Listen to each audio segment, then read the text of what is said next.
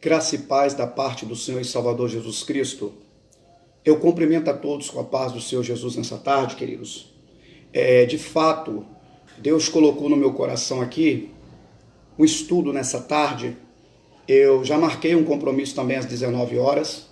Confesso para os irmãos também que eu vou manter o compromisso para as 19 horas, mas foi necessário que eu entrasse agora com esse estudo. Beleza? Porque tem muitas pessoas, teve uma pessoa ontem que estava me tirando as dúvidas comigo sobre arrebatamento da igreja, sobre o que vai ser, o que vai acontecer, né? Nessa questão do arrebatamento, né? A igreja passará pela grande tribulação. Eu dei esse estudo dias atrás já, mas me afirmou novamente o desejo de simplesmente voltar e dar uma pincelada nisso de novo para os amigos, os irmãos, né? Para aqueles que estarão nessa tarde comigo, tá bom? Então estou dando uma repincelada no que eu já dei estudo sobre isso esses dias, sobre o arrebatamento da igreja, sobre a grande tribulação, mas uma pessoa ontem tirando as dúvidas comigo, ela acabou que despertou no meu coração um desejo, novamente, de dar uma pincelada nisso de novo. Bom, eu vou estar explicando aqui quem é aquele grupo de Apocalipse capítulo 7, que veio de grandes tribulações, porque tem gente que está associando a isso a igreja do arrebatamento, e não é, tá bom? Então eu vou provar para você na Bíblia.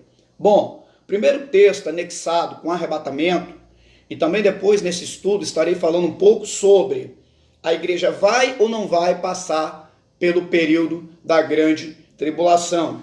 Existe o povo pré-tribulacionista, existe o tribulacionista e o pós-tribulação.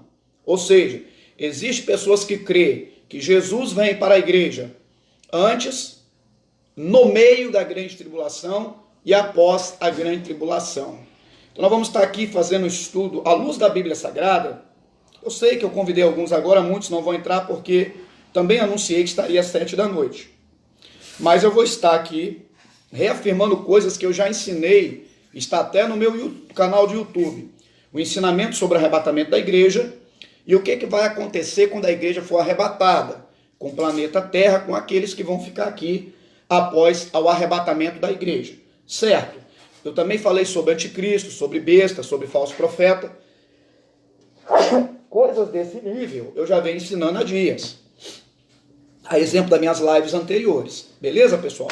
Então você que já está me acompanhando aí agora, eu vou estar falando um pouco sobre o arrebatamento da igreja, nesse estudo, não é pregação.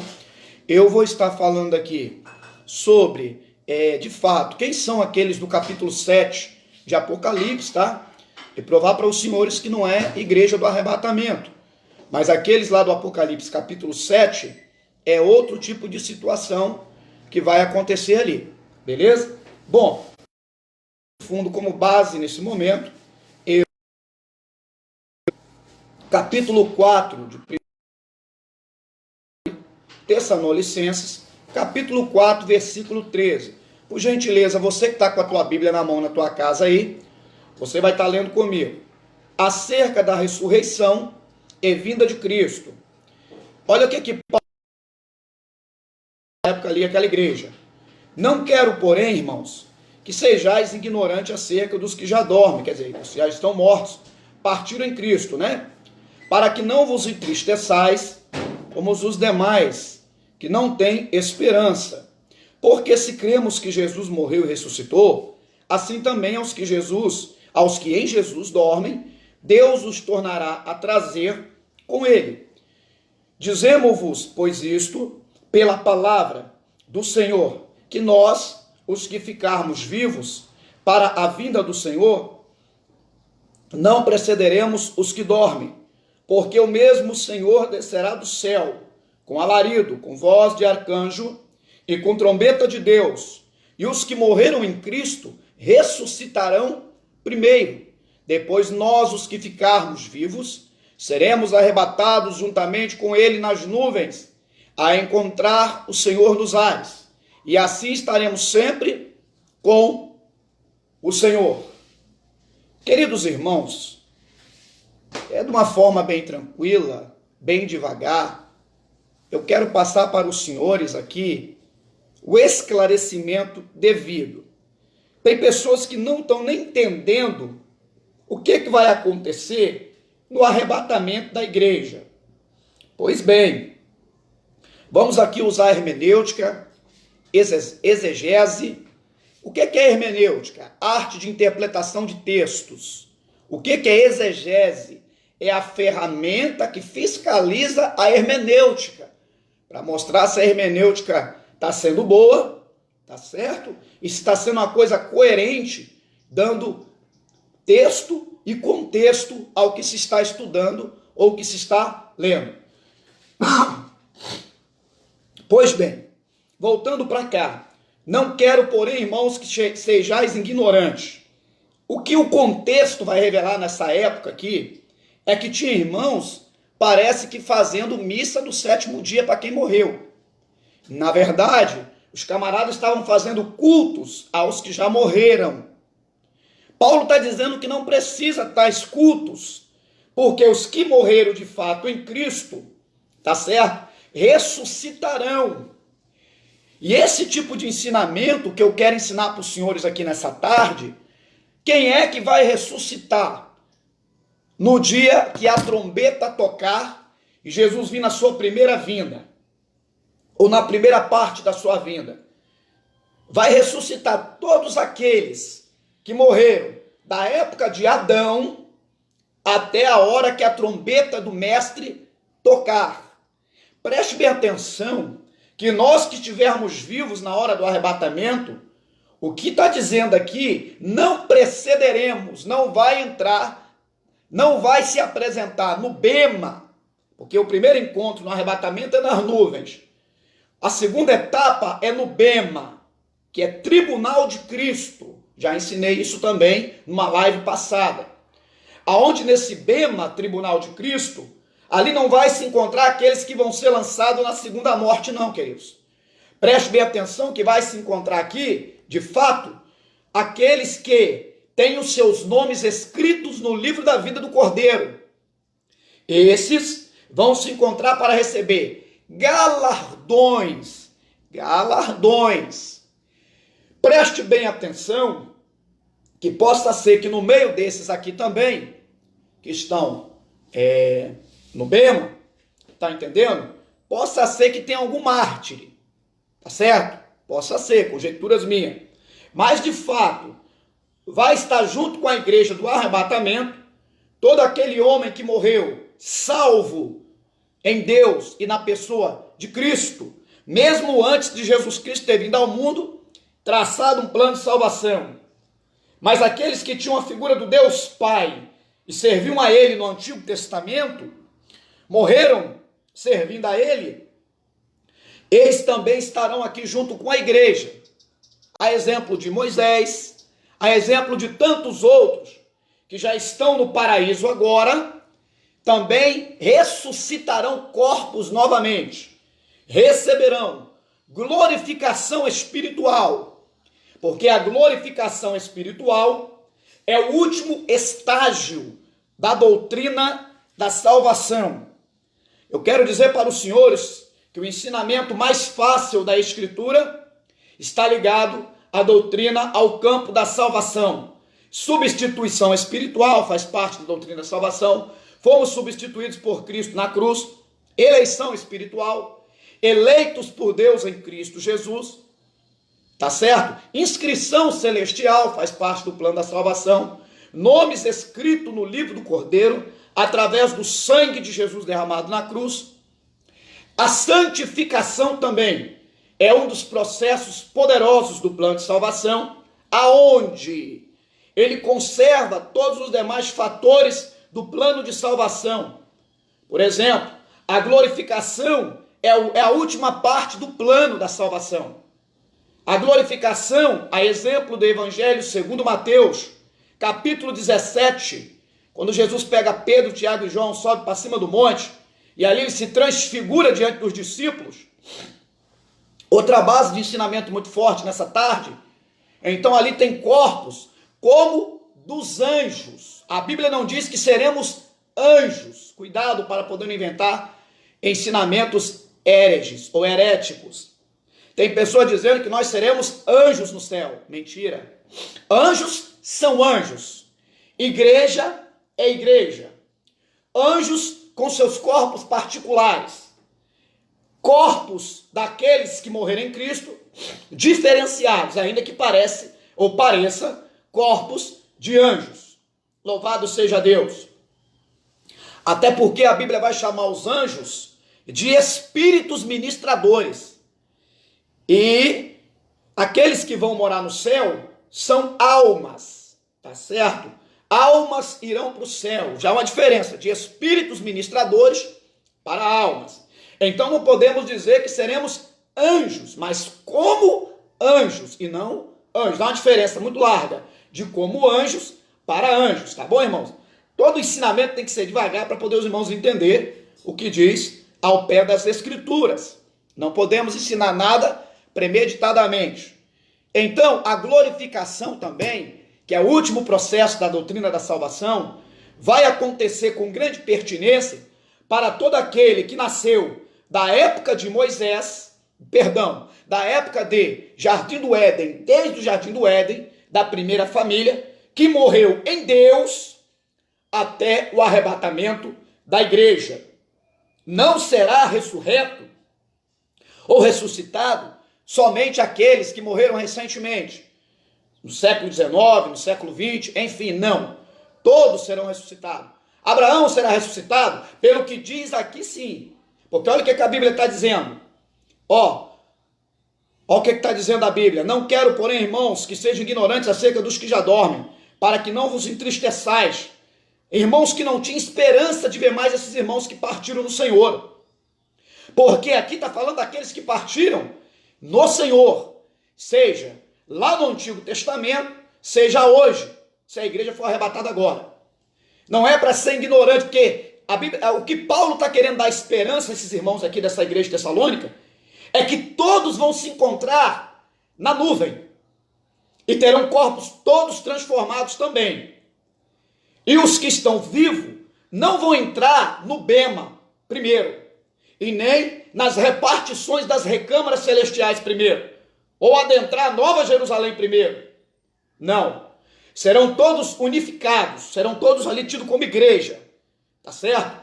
Estarão todos juntos como igreja e todos vão participar juntos. Quando vier na segunda etapa da vida de Jesus, Zacarias capítulo 14, onde Jesus vai estabelecer o seu milênio, mas antes ele vai varrer na guerra do Armagedon os inimigos que vão fazer guerra contra Israel. Vai estar junto também todos esses do Antigo Testamento. Todos serão ali igreja, fundido em uma só coisa. Cumprido Ezequiel capítulo 37 também, que é a escatologia, quando todos os ossos se unem a todos os ossos, senhores, estará ali presente todos os judeus da antiguidade que morreram em Deus, que morreram em Cristo. Estará Abraão, estará todos os elementos, junto com a igreja da atualidade, a igreja espiritual, que não é descendência, não é da tribo de Judá, não é judeu, nem judeu ortodoxo, e nem israelita, da descendência, de nenhuma descendência de Israel.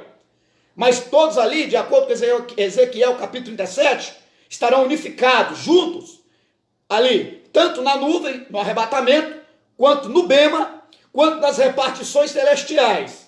Enquanto o mundo está sofrendo aqui cataclismas espirituais, a grande tribulação, 7 anos, estarão unidos esse povo junto com Cristo, primeiro na nuvem, no arrebatamento, depois no bema, para receber galardão de suas obras feitas aqui na terra, por serviços prestados a Deus, e depois, enfim, leva-me às recâmaras, né, que está escrito lá para Salomão, acredito eu, Cantares, Salomão está escrito isso, nas recâmaras, nas repartições, estará nas repartições celestiais, enquanto o mundo, novamente reafirmo, estará no período da 7 anos de grande tribulação.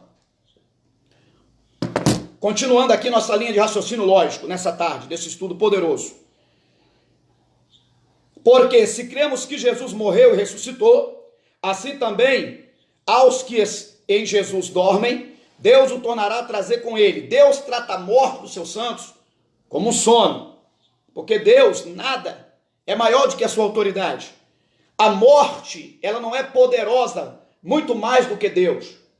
Tanto que quando Jesus morre na cruz, se os senhores não sabiam, a morte não toca em Jesus. Muito pelo contrário. A Bíblia diz: tragada foi a morte na vitória. Você pode entender isso como? Quando Jesus disse: Pai, a ti entrego o meu espírito, a minha vida, meu fôlego. Jesus está dizendo: Pai, diferente de todo homem que a morte vem tomar a vida, a minha vida te dou, eu te entrego a ti. Sabe que está dizendo isso na hermenêutica, na exegese ali? A morte não toca em Jesus. A morte não tem poder sobre Jesus. Prova disso que ao terceiro dia ele ressurge, ele ressuscita. Prova disso que a morte não tem poder sobre Jesus. Queridos, agora a igreja é arrebatada. Se instaura o caos sobre a face da terra. 7 anos de grande tribulação no mundo. Vai ser um caos como nunca visto. Será algo inigualável, algo incomparável será após ao arrebatamento da igreja. Pessoas têm me perguntado: quando a igreja for arrebatada, poderá ter salvação? Olha, um fato muito interessante, inerente a se entender nessa tarde. Vou explicar bem devagar para os senhores que ainda que não esteja comigo ao vivo agora, mas vai estar depois no Facebook, e essa mensagem vai para o YouTube, esse estudo bíblico. E você vai assistir lá, através de todas as plataformas digitais. É muito remota a chance de alguém ser salvo depois do arrebatamento da igreja. Mas poderá acontecer? Pode acontecer, são conjecturas, são especulações. Deixando bem claro, não existe uma base concreta de raciocínio teológico aprofundada para afirmar com clara evidência que haverá salvação em massa para a igreja. Eu não estou falando para judeus, porque lá no milênio haverá uma pregação do evangelho do reino, aonde 144 mil judeus, preste bem atenção, estará pregando o evangelho do reino, não é evangelho da graça. Porque quando a Bíblia diz no livro de São Mateus, em alguns evangelhos, e quando esse evangelho do reino, enquanto o evangelho do reino for pregado, não virá o fim. Evangelho do reino é o evangelho milenial. Não está falando aqui da pregação do evangelho da graça. O evangelho da graça compreende a etapa da graça, ou dispensação da graça, compreende de quando o véu é rasgado, Jesus entrega o fôlego ao Pai, entrega seu espírito ao Pai, até o arrebatamento da igreja de Jesus. Esse é o período de graça. Período tribulacionista, após o arrebatamento da igreja, 7 anos. Período milenial, após Jesus acabar com todo aquele negócio do Armagedon, quando vem na segunda etapa da sua vinda, Zacarias capítulo 14. Será uma guerra sem trégua, será uma guerra que vai abalar as potências do céu. O original da palavra Armagedon quer dizer ares. Será uma guerra nos ares.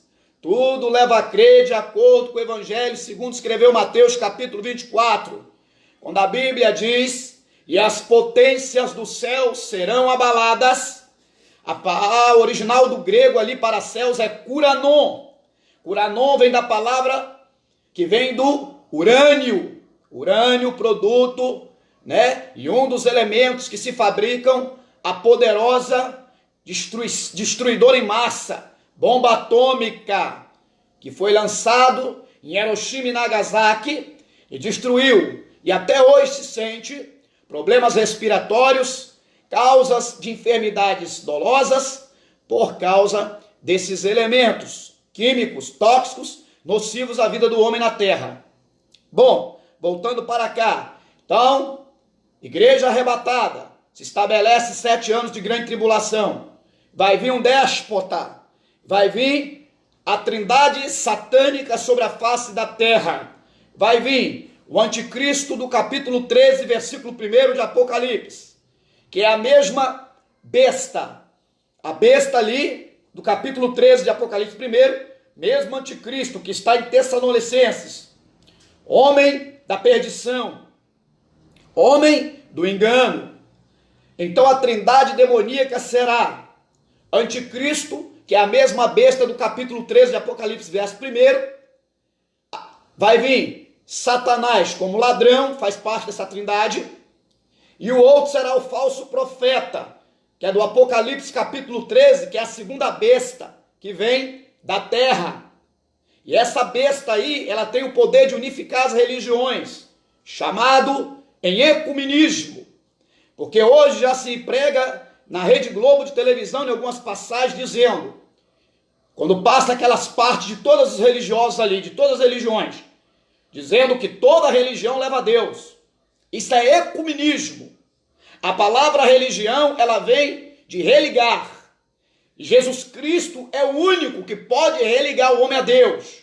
Religar o homem a Deus é o significado original da palavra religião. Preste bem atenção nisso nessa tarde, nesse estudo, para os senhores não fazerem confusão. Louvado seja Deus. Então, igreja arrebatada, encontra-se com Jesus nas nuvens, depois vai para o Bema, que significa tribunal para acerto do trabalho prestado aqui na terra como igreja. Depois vai para as repartições celestiais, vai para as bodas do Cordeiro. Agora a ideia é que o noivo, ele estará apresentando a casa de São João, capítulo 14, preparou moradas. Ele vai estar ali, depois das nuvens, depois do Bema, vai apresentar para a tua mulher, a tua esposa, casada agora, porque deixa de ser noiva para ser esposa, para toda a eternidade. E a Bíblia diz aqui, Paulo diz que estaremos com ele para todo sempre. Igreja, casada com o noivo, ou com o marido, a saber, Cristo.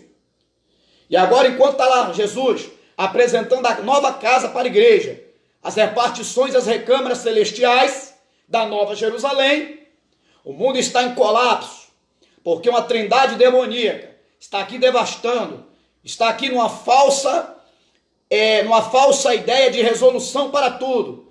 3 anos e meio resolvendo tudo, trazendo soluções. Estará aqui com uma só moeda instaurada, uma só religião, uma só língua, só uma moeda de compra, um chip 666 instaurado naqueles que aceitarem a besta. Claro que, pelos manuscritos, pelo estudo da Bíblia, aqueles que aceitarem esse carimbo estarão já perdidos e condenados para a segunda morte. Louvado seja Deus! Para viverem eternamente, para todos sempre, afastados e longe de Deus e da eternidade com Deus.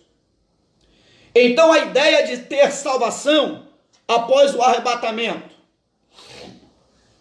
Acredito, conjectura, não estou dizendo Bíblia. O cara vai ter que rejeitar o carimbo da besta, ele vai ter que rejeitar o pacto com esse tal sistema que vai tomar conta da terra após o arrebatamento da igreja, após Jesus buscar a igreja. Acredito eu, conjecturas.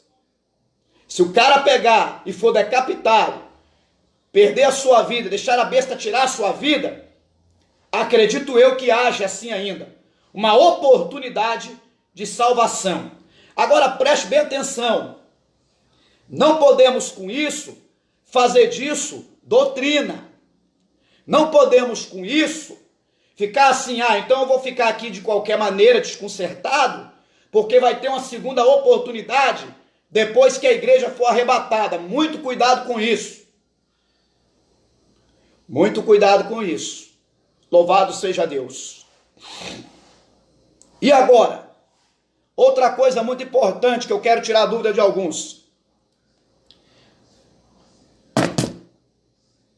Porque parece que é uma convergência de situações aqui. Vamos para Apocalipse, capítulo 7. Estou dando um estudo bem preciso, bem devagar. Quem tiver as suas dúvidas, entra aí e mande seus comentários, para nós tentarmos tirar a dúvida de alguns. Porque a tua dúvida pode ser a dúvida de muitos nesse momento. Capítulo 7 de Apocalipse. Olha o que vai dizer.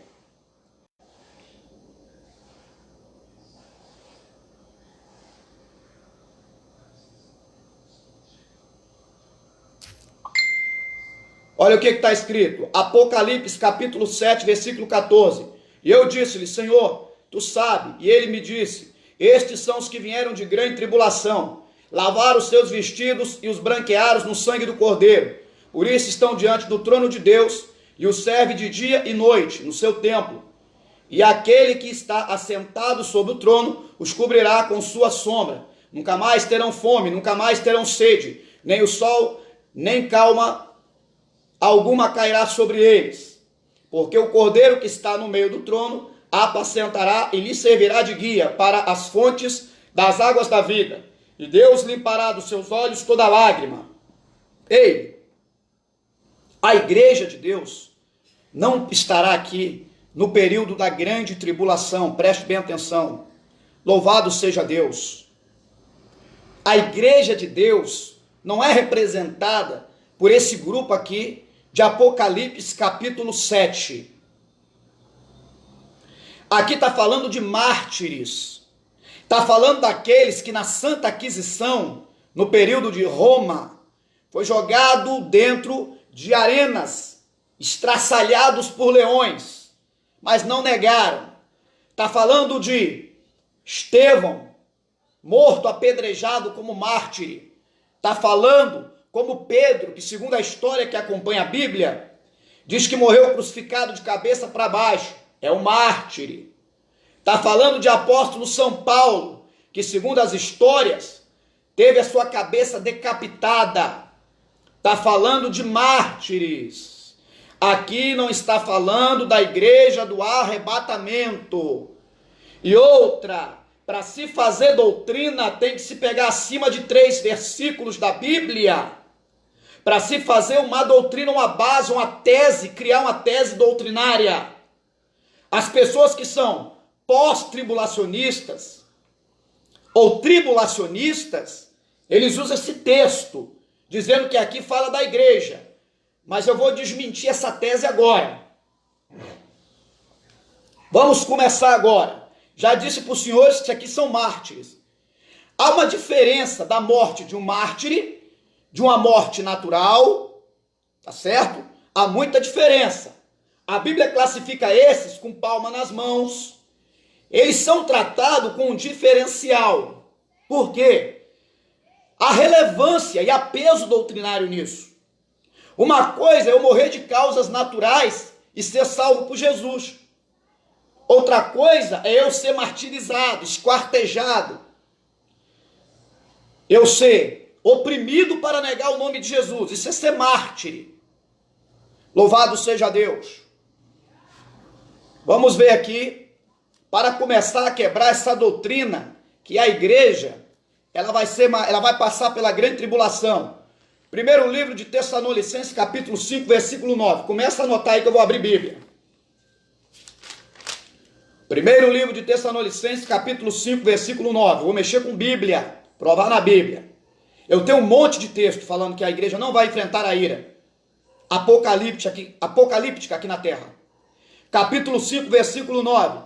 Porque Deus não nos destinou para a ira, mas para a aquisição da salvação, por nosso Senhor Jesus Cristo. Que ira é essa? A Bíblia vai falar em Apocalipse das 7 taças da ira de Deus, que serão derramadas. É dessa ira que a Bíblia está falando. É dessa ira que a igreja será livre. A igreja não estará aqui, queridos, para provar dessa ira. Capítulo 15 de Apocalipse fala sobre isso. Os 7 anjos com as 7 taças cheias das últimas pragas, iras, tá certo? A igreja não vai vivenciar esse período de ira. A igreja não vai passar por isso. Outro texto que evidencia isso, que a igreja não vai passar pela ira. Primeiro livro de Tessalonicenses de novo, capítulo 1, versículo 10. E esperar dos céus a seu Filho, a quem ressuscitou dos mortos, a saber, Jesus, que nos livra da ira futura. Vamos contextualizar. Por que esperar dos céus? Temos que entender que existe o céu atmosférico e existe o céu dos céus, aonde está Deus. Olha o que Paulo disse, que ainda que um outro anjo do céu desça pregando outro evangelho, seja anátema. Paulo não está dizendo do céu aonde está Deus. Paulo está querendo dizer do original ali, o céu atmosférico. Porque as potestades, os demônios, os anjos decaídos, operam no céu atmosférico. Jamais Deus permitiria, depois da última rebelião, dessa rebelião de Lúcifer e seus anjos decaídos, demônios, nenhum tipo de rebelião, e nem anjo descer da onde está Deus para vir pregar outro evangelho. É forte que eu estou falando. Preste bem atenção, não tem condições alguma. A paz, pastor Danilo Eupídio. Olha a profundidade que Deus está me levando agora. Quando Paulo disse que ainda que outro anjo do céu vinha pregar outro evangelho, pastor Danilo Eupídio, está falando do céu atmosférico. Paulo não está dizendo o original disso, dessa passagem, do céu que Deus está. É impossível, inadmissível, uma segunda rebelião no céu. Porque para vir um anjo mandado lá do céu que está sentado Deus, que não é o céu atmosférico, para pregar outro evangelho, está dizendo que Deus perdeu então o controle da situação lá. Ah, mas como que Deus permitiu então a primeira situação? É diferente. Ali é para dar um curso para a natureza humana. É para dar um propósito diferenciado. Mas quando a Bíblia diz que um anjo do céu é do céu atmosférico, porque somente do céu atmosférico, as potestades, os demônios, que também se transfiguram em anjo de luz, dizendo ser Deus, pode vir para pregar outro evangelho. Porque do céu que está Deus, o Pai Todo-Poderoso, ninguém vai descer nunca para pregar um evangelho anátema, um evangelho maldito, um evangelho distorcido. Então está descartada essa hipótese de um anjo vindo do alto escalão de Deus para poder pregar o evangelho maldito. Não existe isso, não tem nexo com as Escrituras. Deus jamais permitiria uma nova rebelião celestial. Tem que saber entender a exegese hermenêutica dos textos. Por isso que é recomendado um cursinho básico de teologia, meus queridos amigos, para entender a Bíblia, para entender o curso da tua profundidade e, claro, orar bastante para pedir a Deus discernimento espiritual na profundidade que Ele está me levando nesse momento. Tá certo? Continuando aqui, outros textos que provam que a igreja não vai passar pela ira. E eu já falei que capítulo 7 de Apocalipse, aqueles que vêm de grande tribulação, não está falando da igreja do arrebatamento. Está falando para aqueles que foram martirizados, que morreram como mártires. Preste bem atenção. Tá certo? Para não fazer confusão na mente. Eu li agora Tessalonicenses, 1 Tessalonicenses 1,10. E esperar dos céus a seu Filho, a quem ressuscitou dos mortos, a saber, Jesus, que nos livra da ira futura, nos livra das 7 taças da ira de Apocalipse, nos livra da abertura dos selos, nos livra de tudo aquilo ali.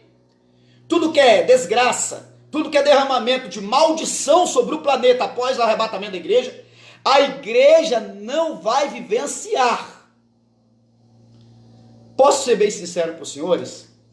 A igreja não vai nem participar, conjectura minha, posso bem ser assim, creio nisso.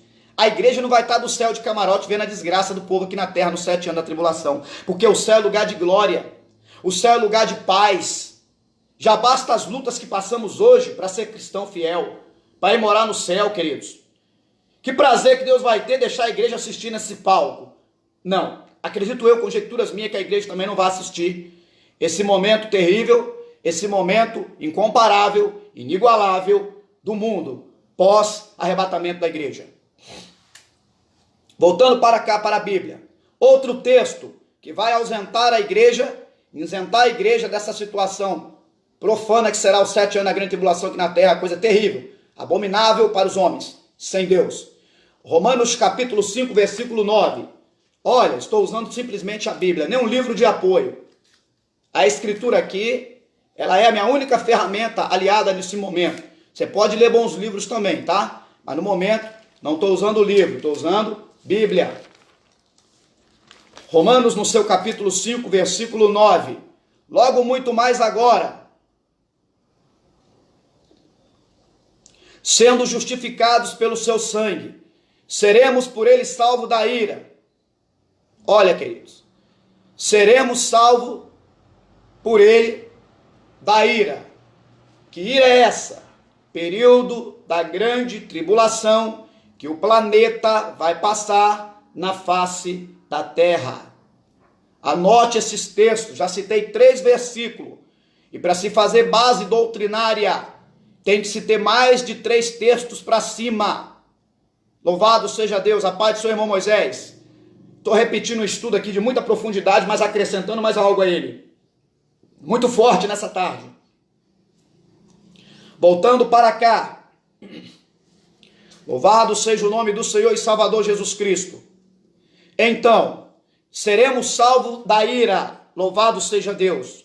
A igreja não vai passar pela ira de Deus aqui na terra. É muito fácil de entender isso. Sabe por causa de quê, queridos? Preste bem atenção.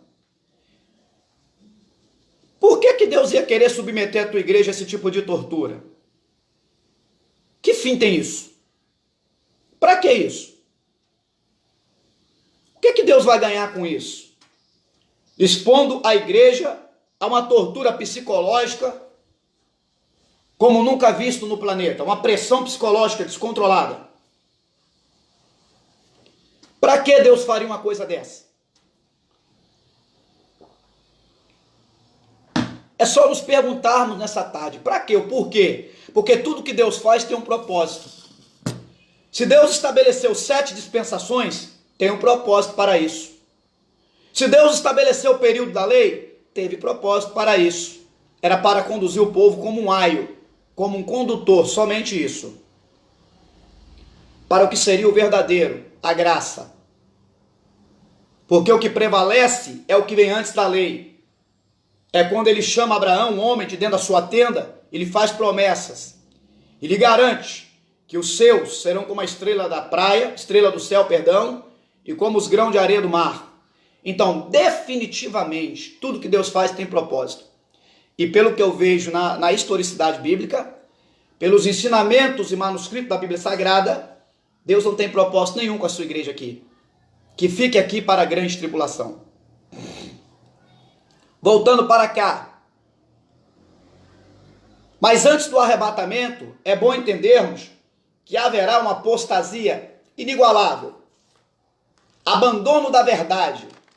Abandono dos verdadeiros ensinamentos da palavra de Deus. O nome disso é apostasia. Muitos vão negar a fé. Uns odiarão uns aos outros, perseguirão, matar-se-ão. Coisas desse nível vão acontecer. Às vésperas do arrebatamento da igreja. E nunca vimos tantas pessoas se traindo como hoje. São obreiros querendo ser melhor do que obreiros. Pessoas querendo ter um ministério mais brilhante do que o outro. São pessoas querendo puxar o tapete do outro. Jesus disse que isso aconteceria às vésperas do arrebatamento da igreja. E por aumentar a iniquidade, o amor de muitos esfriaria. Você quer saber se Jesus está voltando? Olha para as evidências. Olha para os sinais que norteiam o palco do arrebatamento da igreja. Já viu como é que está um caos de pessoas desviadas hoje do evangelho? Você para com um desviado para falar das coisas de Deus, ele quer vomitar, ele tem nojo da palavra de Deus. Na maioria das vezes ele não quer nem ouvir a palavra mais. O demônio cegou o entendimento dele. Satanás cegou o entendimento dos incautos, para que não venha em clara evidência o evangelho, o poder do Espírito Santo na vida de tais. Queridos, estamos vivendo um momento de frieza como nunca visto. O pecado, ele está podre aqui nesse mundo. Esse planeta está entregue ao nudismo espiritual e ao nudismo físico. Estamos entregues à falta de amor avassaladora. Falta de respeito uns com os outros. A misericórdia tem sido uma coisa bem exterminada do meio da terra. São tudo isso evidência e claras evidências da volta de Jesus Cristo. São fenômenos que evidenciam a volta eminente do Senhor Jesus Cristo. Definitivamente, a igreja não passará pelo período dos 7 anos da grande tribulação. Já disse, capítulo 7, reafirmo, ali em Apocalipse, capítulo 7, vai dizer simplesmente dos mártires, não é da igreja propriamente dito. É só você ler texto, contexto, com hermenêutica e exegese, que os senhores vão entender o que está dizendo ali. Não vamos nós fazermos confusão. Não vamos nós interpretar a Bíblia, a palavra de Deus, a nosso bel prazer. Então, apostasia. O que é apostasia? Vou estar lendo para os senhores aqui um pouquinho da palavra sobre apostasia. 1 Timóteo capítulo 4, mas o Espírito expressamente diz que nos últimos tempos apostatarão alguns da fé, dando ouvidos a espíritos enganadores, à doutrina de demônios, pela hipocrisia de homens que falam mentiras, tendo cauterizado a sua própria consciência, proibindo o casamento e ordenando a abstinência dos manjares que Deus criou para os fiéis, para os que conhecem a verdade, a fim de usarem deles com ações de graça. Olha aí, é isso que está dizendo aqui. Apostasia. Vão torcer as escrituras e vão amontoar para si doutores conforme os seus pecados, conforme as suas vidas relapsas espirituais. Mas apostasia. Segundo Timóteo, capítulo 4, versículo 1. Conjuro-te, pois, diante de Deus e do Senhor Jesus Cristo, que há de julgar os vivos e os mortos. Olha aí, vivos e mortos, na sua vinda e no seu reino. Que pregue a palavra, instes a tempo e fora de tempo, redarguas, repreendas, exortes, com toda a longanimidade e doutrina, porque virá tempo em que não sofrerão a sã doutrina, mas tendo comichão nos ouvidos, amontoarão para si doutores conforme as suas próprias concupiscências, e desviarão os ouvidos da verdade, se voltando a histórias, a fábulas. Mas tu se sóbrio em tudo, sofre as aflições, faz a obra do evangelista, Timóteo, cumpre o teu ministério. Apostasia espiritual como nunca visto. Então aí podemos entender que a apostasia é uma das maiores evidências. O esfriamento do amor espiritual também é uma das maiores evidências do arrebatamento da igreja. 97% de todas as profecias da Bíblia. Porque mais de 3.500 vezes, implícita ou explicitamente, no Antigo e no Novo Testamento, diz que Jesus voltará. Já não se prega mais a vinda de Jesus com tanta veemência, com tanta clara evidência. Já escondem, parece que querem tapear estas verdades. Mas Jesus sim, em uma só vez, mas na minha concepção, alguns dizem 2 vezes, mas em uma vez, em 2 etapas, Jesus voltará. Na primeira vez, nos ares, ele não pisa na terra, para buscar a igreja com os anjos. Na segunda vez, na terra, porque o Monte das Oliveiras está na terra. Para aqueles que perguntam, Jesus vai pisar na terra? Vai, porque o Monte das Oliveiras não está no ar, ele está na terra, está no planeta Terra.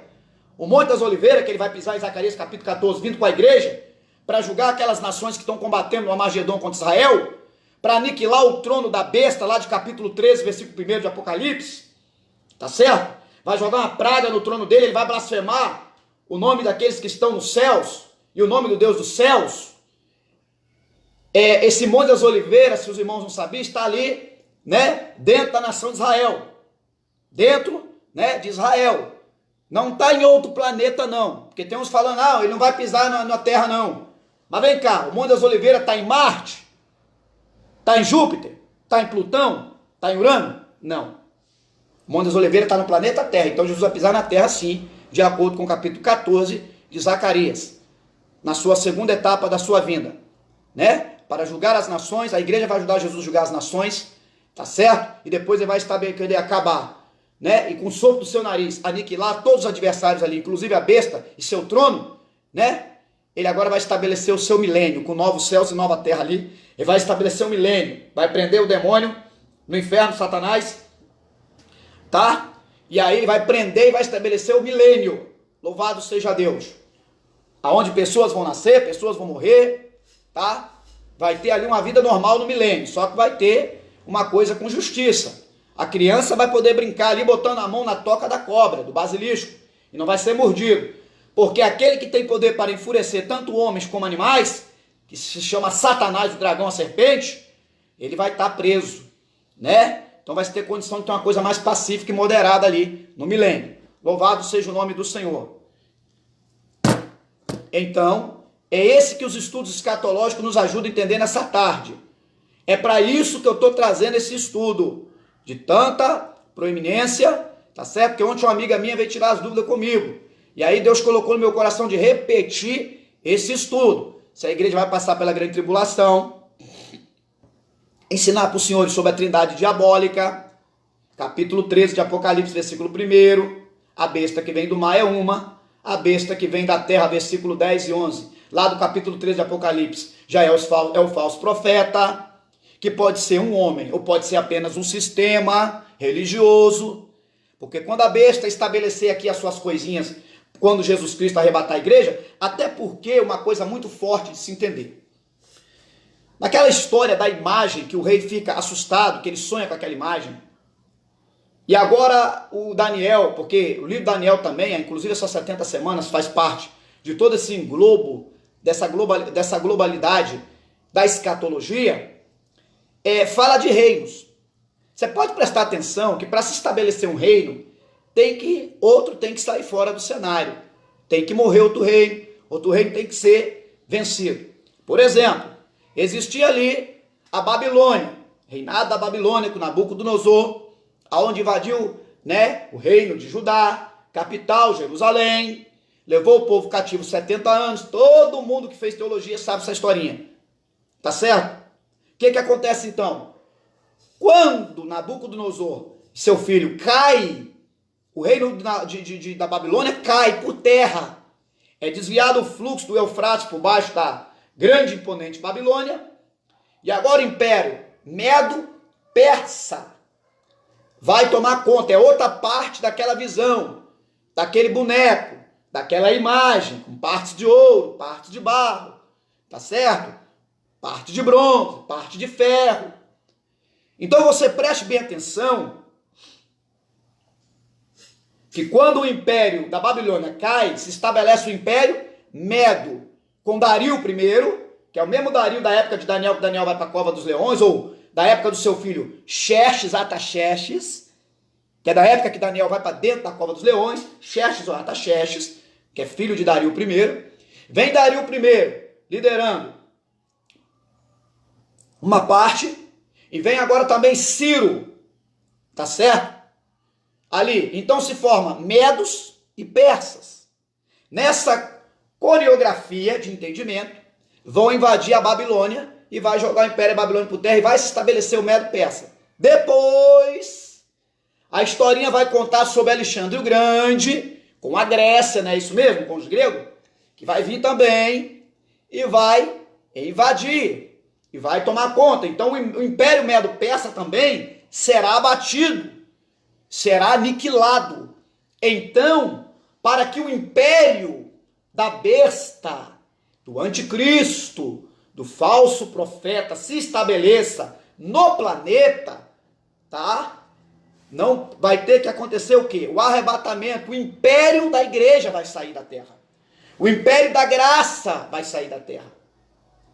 Por isso, não tem como ter partículas da graça aqui, junto com o império de terror, do império da besta, do falso profeta, do anticristo. Que o anticristo e a besta do capítulo 13 de Apocalipse é o mesmo. Mais uma vez, se revoga a ideia que parte do império da graça, né, da dispensação da graça, vai estar aqui no império da besta. Não pode. Tira-se um, estabelece-se outro. Por isso que o milênio de Jesus também só vai ser possível, preste bem atenção, abra essa mente nessa tarde, depois que o império da besta for aniquilado. E que todos aqueles que combatem no Armagedon contra aos judeus, porque Jesus vai vir na segunda parte, na etapa da sua vida, para os judeus. Judeus, não está vindo mais para a igreja. Já buscou a igreja, agora vem para os judeus, para o seu povo. Está dando para entender? Jesus só vai estabelecer o milênio depois que arrancar o período da grande tribulação, dos 7 anos acabar, e que arrancar o império da besta e do falso profeta, ele estabelece o seu. Ei, preste bem atenção, não faça confusão. 2 corpos não ocupam o mesmo espaço, meu irmão. Tira-se um império, estabelece-se outro. Tira-se um reino, estabelece outro. Arranca-se um rei, estabelece outro. Arranca-se um sacerdote, estabelece outro. Morreu Ofni e Finéias, estabelece outro. Morreu Coré, Datã e Abirão, Deus levanta outro. Morreu Moisés, agora é o império com Josué. Morreu Josué, Deus levanta quem agora? Juízes. Foi-se o juiz, estabelece reis. Tem que sair um império para se estabelecer outro. É troca de turnos, é Deus dizendo o seguinte: o bastão da obra passa de mão em mãos. Louvado seja Deus. E nesse momento o bastão está na mão da igreja. Nesse momento o bastão está na mão da igreja do arrebatamento. Grave esse estudo nessa tarde. Isso vai para o canal do YouTube, que é muito forte. A revelação que Deus me deu agora. Isso é fruto de oração de madrugada, queridos. Isso é fruto não de uma vida entediada numa quarentena dentro de casa, mas é fruto de uma busca na profundidade da palavra de Deus. São revelações no joelho, aonde não se alcança dentro da escola teológica. Teologia tem que ser feito sim. Te orienta a procurar uma boa escola teológica e se formar em teologia sim. Porque senão você não vai ter conhecimento de causa e efeito de nada. Mas a revelação minuciosa é no joelho de madrugada. É numa vida de jejum e de santidade. Então, a igreja de Deus tem que sair arrebatada para se estabelecer o reino do milênio. O reino, o período, né, o reino da besta e da grande tribulação. Deus, ele não vai se intervir em momento algum dentro desse período de 7 anos. Enquanto o império babilônio tem que ser absoluto, Deus não deixa medos e persas avançarem. Enquanto medos e persas têm que fazer o propósito de Deus. Qual é o propósito de Deus deixar medos e persas avançar a Babilônia? Porque jamais o rei da Babilônia ia liberar o povo para voltar com Neemias e com Esdras e reconstruir a glória de Jerusalém de novo. Deus teve que levantar teu servo, Ciro. Tá certo? Para poder fazer o quê? Para reconstruir. Por isso teve que trocar o bastão de Babilônia para Medo-Persa. Porque o propósito, eu não falei que tudo que Deus faz tem propósito? O propósito era voltar ao seu povo, e só Ciro faria isso. Jamais o rei da Babilônia, que invadiu, arrebentou Jerusalém, teria no coração dele ideia de voltar o povo para Jerusalém de novo. E as harpas do povo estavam penduradas no salgueiro. Salgueiro não é lugar de harpa pendurada. Por isso que Deus vai usar o outro império para libertar o povo. Um Deus usa para oprimir o povo e levar cativo. Mas o outro Deus usa, tudo tem propósito. Por que Deus permitiu existir o Império Babilônico? Para dar uma massacrada por causa dos adultérios espirituais a Israel. Para que Deus levanta Medo e Persa? Para libertar Israel de novo e trazer para restituir o muro de Jerusalém, para levantar de novo, na época de Salatiel, Zorobabel e Esdras, o templo imponente de Salomão que foi quebrado de novo. Então, tira-se um império, estabelece outro. Tira-se um império, estabelece outro. Tira um rei, estabelece outro. Tira poderes, estabelece poderes.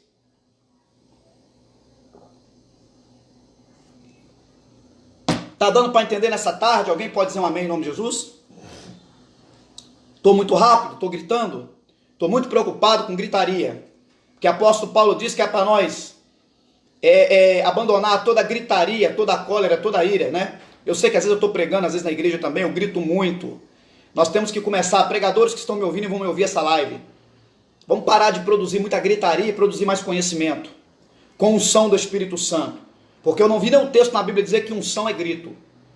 Eu não vi a Bíblia dizer que quando eu grito, o Espírito Santo batiza a gente. Não existe isso. Talvez vai vir aqueles mais conservadores da gritaria e dizer bem assim: Mas lá no campo de futebol, eles gritam Flamengo, eles gritam vai Vasco. Meu irmão, não compara uma obra tão linda do Espírito Santo com o Flamengo, né? Não compara com o Vasco da Gama, essas instituições futebolistas, mundâneas e daqui da terra. Tá entendendo? Não existe isso. Essa comparação fútil, pobre, alienada e sem um pingo de entendimento do Espírito Santo. Na verdade, quando nós gritamos, estamos pregando e damos uns gritos, é porque nós temos o fator emotivo. Na verdade, o que nos leva a essa gritaria toda é as nossas emoções. Porque quando o Espírito Santo ele entra em contato com o homem, nós se emocionamos. E cada um se expressa de uma maneira. Uns gritam, outros sapatiam, outros pulam, outros dão o voo de braços abertos como se fosse o voo de uma águia. Cada um expressa a sua emoção de uma forma diferenciada. Tá certo, irmãos? Mas se pregarmos gritando e não trouxer entendimento, fica vazio o nosso discurso. Se surdarmos o ouvido das pessoas, eu tenho me policiado muito. Às vezes eu também dou lugar, eu grito, eu aumento muito a voz. O que vai me trazer a não ser, o que não vai trazer poder de Deus legítimo, vai trazer uma rouquidão constante, uma inflamação das amígdalas e um problema na garganta. Mas propriamente dito não quer dizer que para ter poder de Deus eu tenho que gritar até ficar rouco. Glorificar a Deus é uma coisa, irmãos. Você pode glorificar a Deus em tom baixo. O glória é o mesmo. A essência do glória a Deus é o mesmo, você pode ter certeza. Você dá um glória a Deus ou um glória a Deus alto. Tá certo? Mas pelo amor de Deus, não fique fazendo comparativo. Porque por que quando eu estava lá no mundo eu gritava para o Flamengo, gritava para não sei quem? São comparativos alienados, pequenos. O que nós temos que seguir são padrões, não do mundo. Que Flamengo gritou, deixou de gritar. Nós temos que seguir padrões bíblicos. Padrões doutrinários das Escrituras nessa tarde. Então, definitivamente, sai impérios, estabelece-se impérios. Sai poderes, Deus estabelece poderes. Honra, glória, louvor e toda exaltação ao nome do Senhor Jesus Cristo. Será que está dando para os irmãos entender esse estudo nessa tarde? Se esse estudo está tendo algum proveito para a tua vida, eu quero que você glorifique o nome do Senhor, porque eu estou aqui para a honra e glória dele. Eu não estou aqui para se aparecer, não preciso disso. Não tenho necessidade disso. Mas o Espírito Santo tem botado no meu coração um desejo nesses últimos dias, irmãos, de estar sempre numa live, trazendo a palavra, explicando em nome de Jesus. Para finalizar o meu estudo, vou repetir todos os textos de novo que fala que a igreja não vai passar pela ira. Só para poder ficar bem marcado, bem impregnado na cabeça dos senhores. 1 Tessalonicenses 5,9. Pega uma caneta, eu vou dar aí 30 segundos para você pegar uma caneta aí, por favor. Pegue uma caneta aí agora e anote passo a passo de cada versículo que mostra que a igreja não passará pelo dia da ira. Por gentileza. Primeiro texto que eu vou ler, novamente. Tenho pelo menos uns 5 textos aqui. Primeiro texto, Tessalonicenses, capítulo 5. Primeira carta de Paulo à igreja de Tessalônica, capítulo 5, verso 9. Porque Deus não nos destinou para a ira. Ira, frisa a palavra ira. Mas para a aquisição da salvação por nosso Senhor Jesus Cristo. Aí, ó, salvação, igreja arrebatada, salvação. Próximo texto, anotou aí? 1 Tessalonicenses 1,10, mesmo livro. E esperar dos céus a seu Filho, a quem ressuscitou dos mortos, a saber, Jesus, que nos livra da ira, nos livra da ira. Louvado seja o nome do Senhor e Salvador Jesus Cristo. Terceiro versículo, Romanos capítulo 5, versículo 9. Vamos nós. Ó, já vou criar uma base doutrinária. 3 versículos, hein? 5, 9. Logo muito mais agora, sendo justificados pelo seu sangue, seremos por ele salvos da ira de Deus. Próximo versículo agora vai ser, deixa eu ver aqui. Apocalipse capítulo 3, versículo 10. É o próximo, para dar corpo aí ao meu ensinamento dessa tarde. Apocalipse, livro das Revelações, capítulo 3, versículo 10. como guardaste a palavra da minha paciência, também eu te guardarei da hora da tentação que há de vir sobre todo o mundo, para tentar os que habitam na terra. Livrará da tentação, do dia da ira.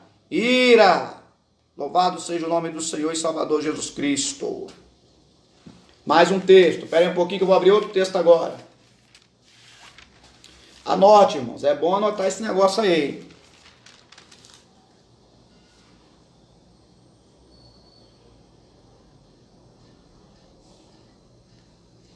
Só um instante.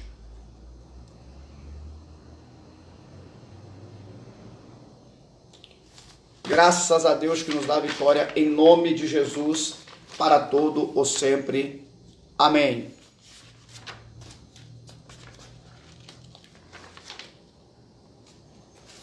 Mais um instantinho, por favor. Deixa eu achar mais um texto aqui para ler para os irmãos. Graças a Deus. Santo é o nome do Senhor e Salvador Jesus Cristo para sempre. Então, queridos, definitivamente a igreja não passará por esse período da ira. Louvado seja Deus. Queridos, capítulo 3 de 2 Pedro, versículo 7. Mas os céus e a terra que agora existe pela mesma palavra, se reservam como tesouro e se guarda para o fogo, até o dia do juízo e da perdição dos homens ímpios. Mas, amados, não ignoreis uma coisa, que um dia para o Senhor é como 1000 anos como um dia. O Senhor não retarda a sua promessa, ainda que alguns a tenham por tardia, mas é longânimo para convosco, não querendo que alguns se percam, senão que todos venham a se arrepender-se. Mas o dia do Senhor virá como ladrão, de noite, no qual os céus passarão com grande estrondo, e os elementos ardendo se desfarão, e a terra e as obras que nela há se queimarão. Olha só, hein? Está falando aqui do dia do Senhor, dia de ira, dia de ai, dia de dor, tá certo? A igreja não passará pelo dia de ira do Senhor, por esse dia de dor. Que Deus abençoe a todos em Cristo Jesus nessa tarde. Espero que esse estudo tenha esclarecido bem a mente dos irmãos. Espero que seja de grande valia, de ajuda, nessa época tão difícil de quarentena, de pandemia, mas que o Espírito do Senhor possa abençoar todos nessa tarde, do fundo do meu coração. Dou esse estudo com maior amor, com maior carinho, discorrendo textos da Bíblia Sagrada, para trazer a edificação do corpo de Cristo. Quero dizer novamente que eu estou nas 3 plataformas digitais. É só me seguir, Gilson Lourenço Oficial, no meu Instagram. Lá vai ter o link da minha página do YouTube. E ali você vai clicar em cima daquele link e se inscrever lá, em nome de Jesus, para propagar uma palavra como essa, um estudo profundo como esse. Pode entrar também lá no meu Facebook, Gilson Lourenço Oficial. Embaixo da minha foto principal do Facebook, estará também meu link. Clica e se inscreva. Meus irmãos, nessa tarde, que Deus abençoe o varão Moisés e família, pastor Danilo, que me acompanhou, e família. Deus que abençoe também todos que me acompanham nessas lives. Amém? Permitindo o bom Deus, às 19 horas eu já marquei também. Hoje ainda, um novo encontro meu com os irmãos. Vou estar trazendo uma pregação da palavra tremenda, extraordinária. 19 horas. Louvado seja o nome do Senhor Jesus Cristo. Já está lá marcado. Não percam. Vocês que acompanham esse estudo agora, vamos de pregação às 7 da noite. Em nome de Jesus Cristo, um abraço de Jesus para o coração de todos. Vou terminar com uma oração. Deus, muito obrigado, ó Pai querido, por essa palavra nessa tarde, por tudo que o Senhor tem feito em nossas vidas. Espírito Santo, eu te agradeço, Pai, porque só o Senhor é digno de toda a honra e toda a glória para todos sempre. Senhor, aguardamos todos que vão comparecer para ouvir uma pregação da Tua palavra nessa noite, em nome de Jesus Cristo, e que esse estudo venha a ser para a edificação de todos, em nome de Jesus. Amém, amém. Até ali à noite, em nome de Jesus Cristo. Amém.